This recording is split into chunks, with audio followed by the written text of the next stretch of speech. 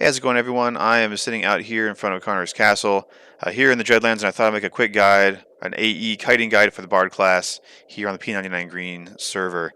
So, real quick, it's almost kind of a self-explanatory if you've seen the other guides like Front of V and whatnot.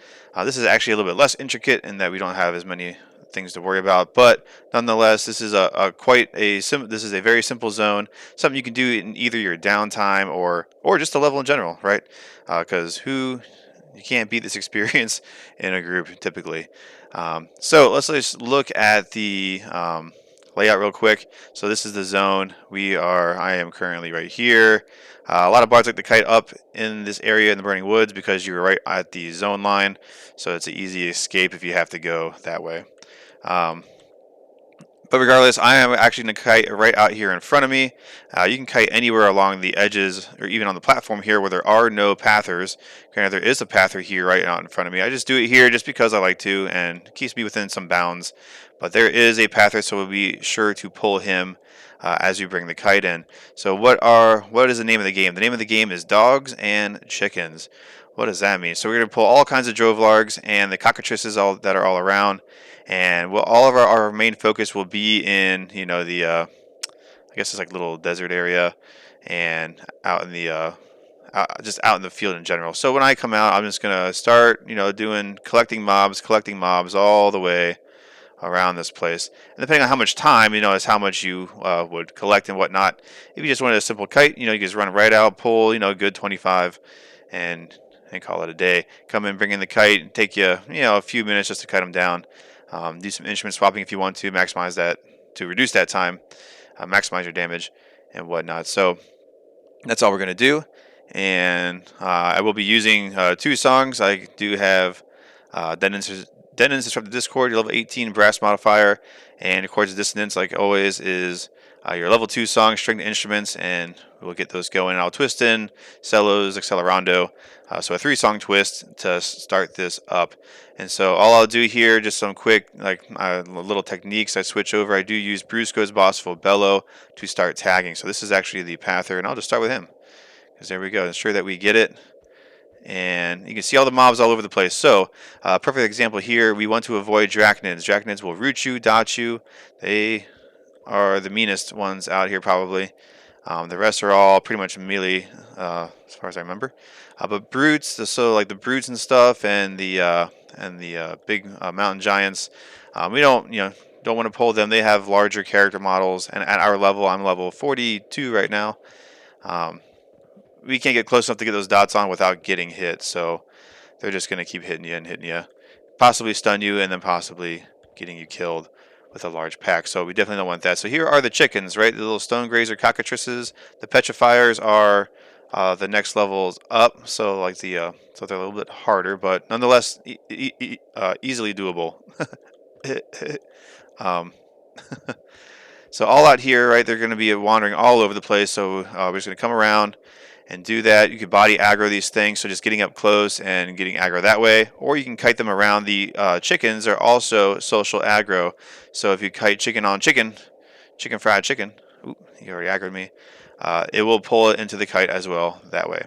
The drovelargs, there's all kinds of different types of drovelargs. The ravishing right here, perfect example, are the highest ones at level 40 and 42, moving on up. They take the longest to kite down. They have the most hit points.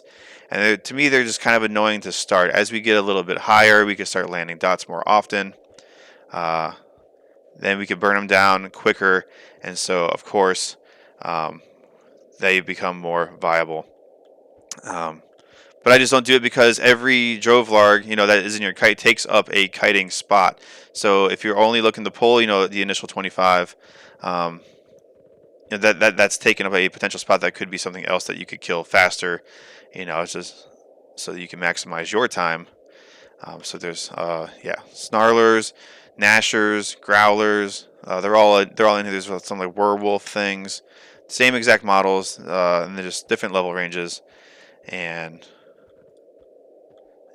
that is all you're gonna pull.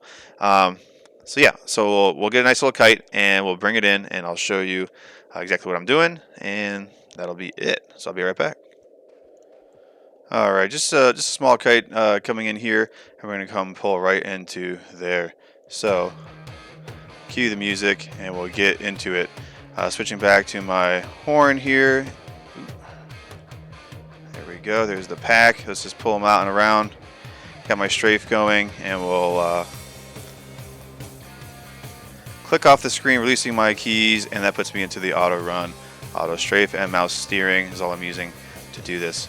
So we'll get right into the twist here. And tracking is nice too, because you can see I just have a few here, and it's just a good way to see how many you have left. So let's bring it on in nice and slow here. Bam, we're already hitting them. You can see it in the green on my left, my right chat window. And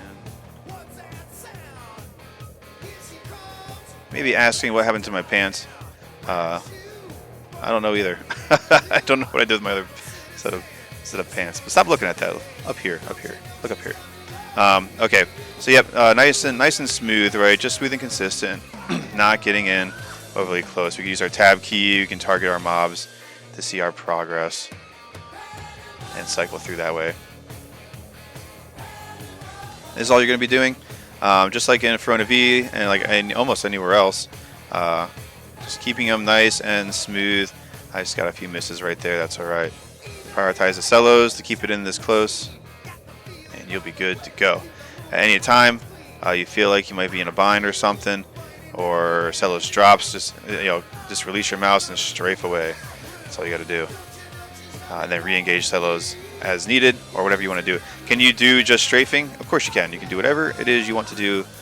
This is just a simple guide, just showing the area and how I do it. So yeah, I'm at 92% experience, so just on this kite alone I should level pretty easily.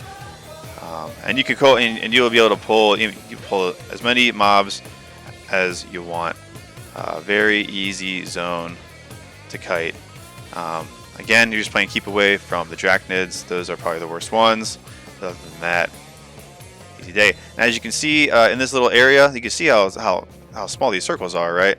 Comparatively, I'm not even touching the sides of the pillars and the buildings here. So pretty cool. Yeah, and you can kite all over, all around the perimeter of Carners. It's all pretty much safe. It's probably the least safe there is, I guess, on the other corner too, the opposite corner of where this is, because there might be one or two pathers. But as long as you know what they are and get them in the kite, well, then you're good.